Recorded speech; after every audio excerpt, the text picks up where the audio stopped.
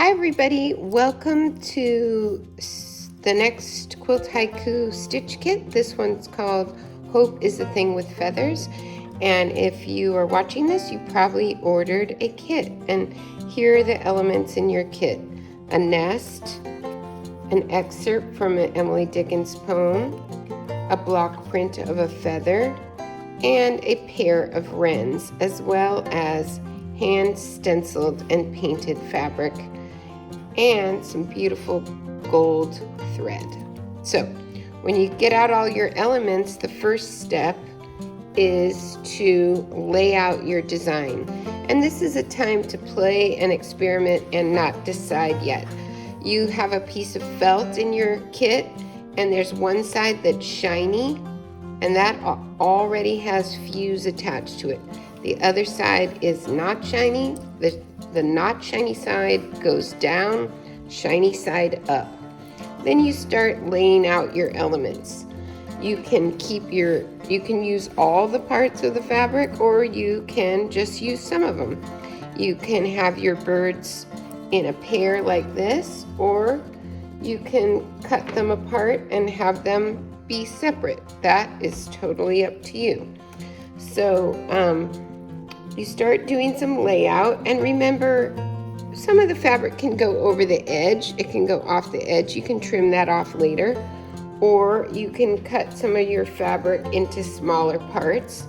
An easy way to do that is to fold it in half. That gives you a nice crease. And then with some nice sharp fabric scissors, you can cut down that crease. It doesn't have to be exact. This is a playful piece of art, and you keep moving around your elements. It's okay that they overlap. They can overlap in a number of ways.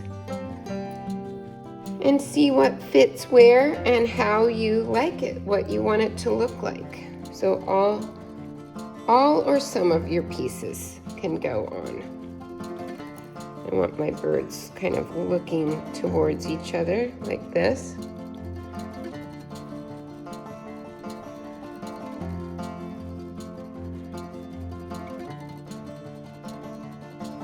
I want this more vertical.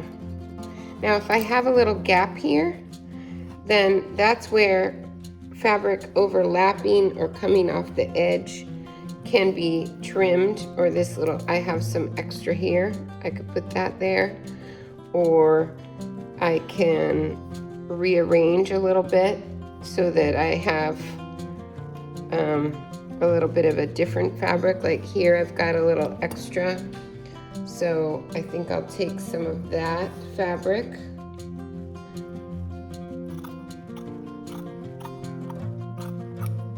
to use up here. That makes a nice little bringing the polka dots there. So you just play, you arrange, move things around so you have it. Oh, I forgot my nest.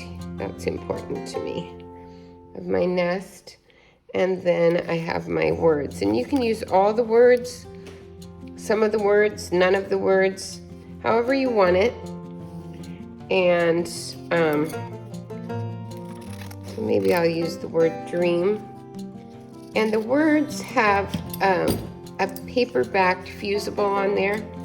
And the easiest way to get that off is to drag a pin across the back, and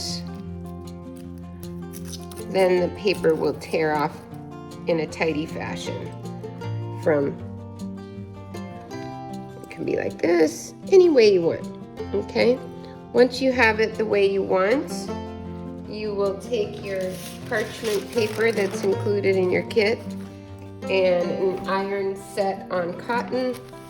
This is just to make sure none of the fusible that sort of turns to glue when you heat it, make sure none of that gets on your iron, and you could just move it over.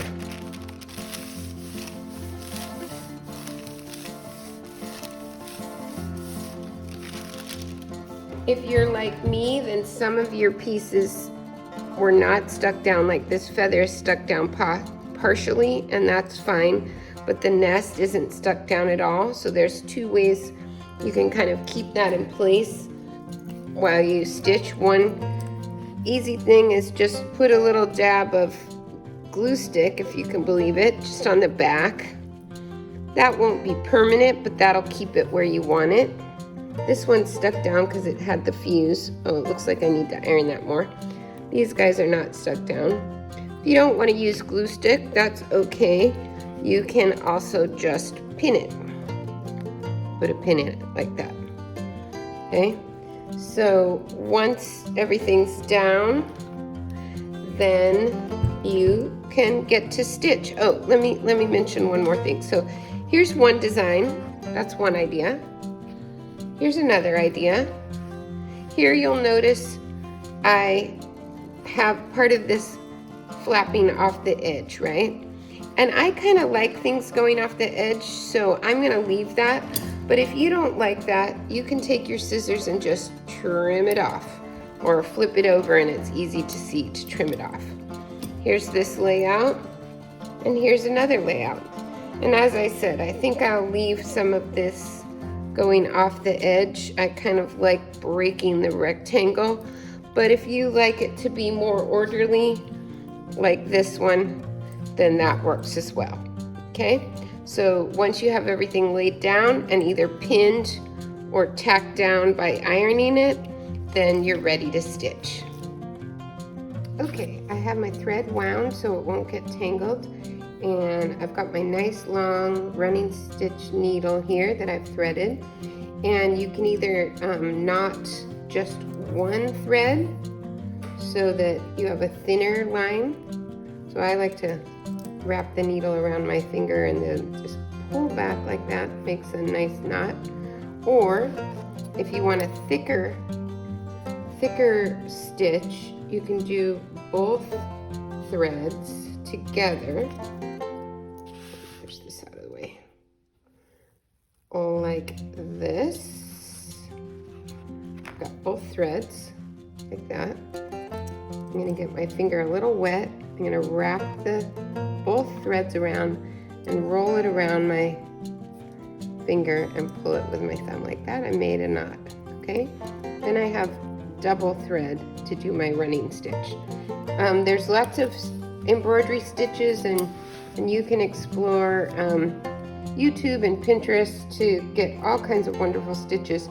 But a very basic and effective stitch is just a running stitch. You pull through to the knot, and then I'm going to frame out all of my blocks with a running stitch and see how I can get a number of stitches on one needle. I'm just going to pull that through and see how that makes a nice thick double thread there. And I'm going to just frame all my bits, okay?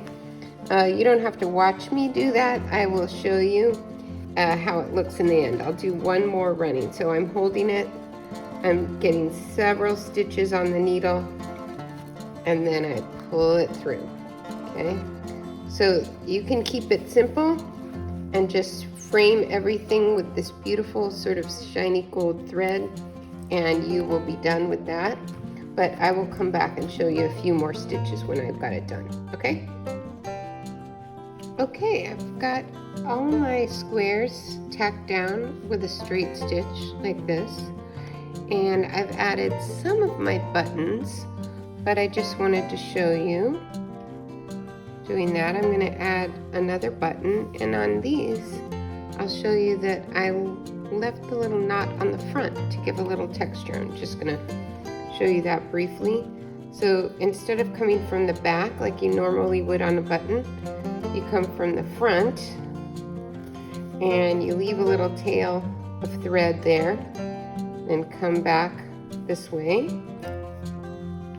and then you will just tie a knot like you're doing a double knot on your tennis shoes. So once and twice.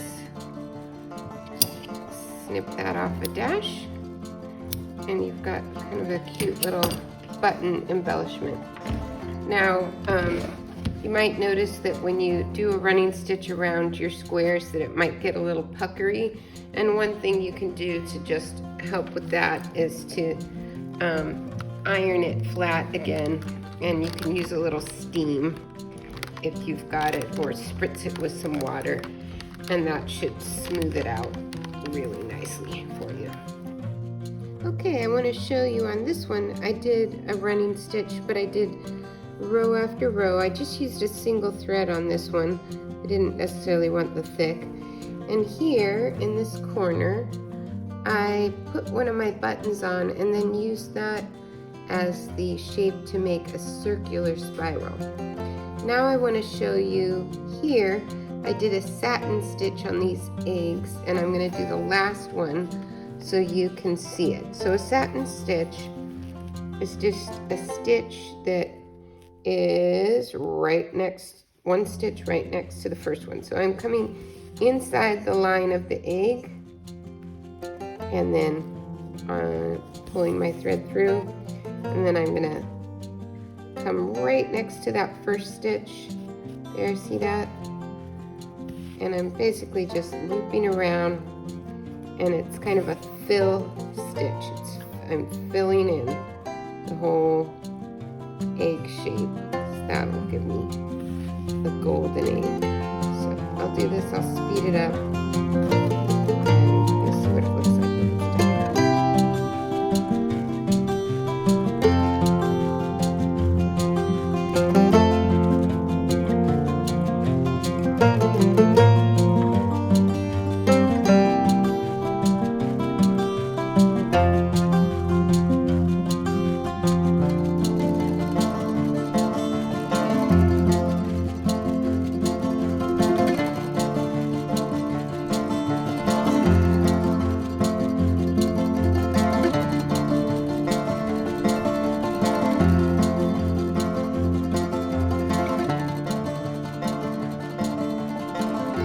your art is done, and I want to show you that there's just 3 simple ways to display your art, hang your art.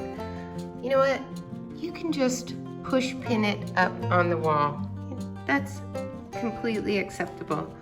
Another fun way is to put 2 little loops on the top of your art and hang it on a stick. And lastly, you can get a shadow box frame like this one and display your art in a beautiful frame. Looks nice and finished. So enjoy your art.